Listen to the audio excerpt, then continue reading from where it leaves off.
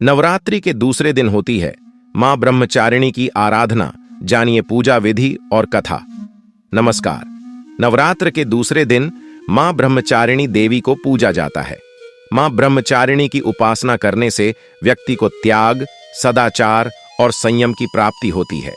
देवी ब्रह्मचारिणी की उपासना करने वाले मनुष्य अपने हर कार्य में सफलता पाते हैं। ये जीवन में जिस बात का संकल्प कर लेते हैं उसे अवश्य पूरा करते हैं।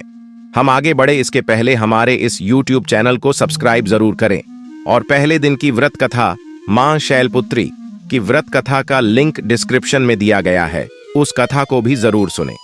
देवी ब्रह्मचारिणी मां दुर्गा की 9 शक्तियों में से दूसरी पूजनीय शक्ति है। अपर्णा और उमा देवी ब्रह्मचारिणी के विभिन्न नाम हैं।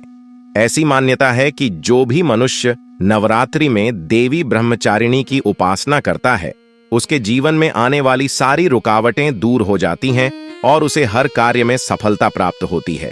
इसके अलावा उसके जीवन की सारी परेशानियों का नाश होता है। देवी ब्रह्मचारिणी को भोग में चीनी अर्पित करनी चाहिए। मां ब्रह्मचारिणी का स्वरूप। देवी ब्रह्मचारिणी के दाहिने हाथ में जप की माला होती है और बाएं हाथ में कमंडल रहता है। माता ब्रह्मचारिणी साक्षात ब्रह्म का स्वरूप है, क्योंकि इन्होंने भगवान शिव को पाने के लिए कठिन तपस्या की थी, इसलिए ये तपस्या का मूर्तिमान रूप है। देवी ब्रह्मचारिणी के अन्य प्रसिद्ध नाम हैं शिव स्वरूपा, नारायणी, विष्णु माया और ब्रह्म स्वरूपिणी। देवी ब्रह्मचारिणी की कथा। शास्त्रों के अनुसार देवी ने हिमालय के घर पुत्री के रूप में जन्म लिया था और भगवान शंकर को अपने पति के रूप में प्राप्त करने के लिए उन्होंने घोर तपस्या की थी। इतनी कठिन तपस्या करने के कारण ही इनका नाम ब्रह्मचारिणी पड़ा। माता ब्रह्मचारिणी ने तपस्या के दौरान केवल 1000 वर्ष तक फल खाए और 100 वर्षों तक जमीन पर रहकर वनस्पति पर जीवन निर्वाह किया। माता ने कठिन उपवास रखे और खुले आकाश के नीचे वर्षा और धूप के घोर कष्ट सहती रहीं। माता ने 3000 वर्षों तक सिर्फ बेलपत्र खाए और भगवान शंकर का ध्यान करती रही। 3000 वर्षों तक तपस्या करने के बाद देवी ने बेलपत्र खाना भी छोड़ दिए और कई हजार वर्षों तक निर्जल और निराहार रहकर घोर तपस्या करती रही। देवी ब्रह्मचारिणी ने पत्तों को भी खाना छोड़ दिया था, इसलिए इनका नाम अपर्णा पड़ गया। जब माता ब्रह्मचारिणी ने इतनी तपस्या करी तो उनका शरीर क्षीण गया था। तब सभी देवता आर्षि मुनि ने देवी ब्रह्मचारिणी की तपस्या को एक पुण्य कृत्य बताया और उनकी तपस्या की सराहना की।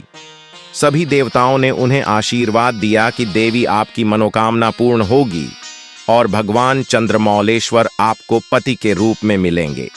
मां ब्रह्मचारिणी की पूजा विधि। देवी ब्रह्मचारिणी की पूजा करने के लिए सुबह जल्दी उठकर स्नानादि करने के पश्चात मां ब्रह्मचारिणी का स्मरण करें। इसके बाद उनका ध्यान करें और प्रार्थना करें।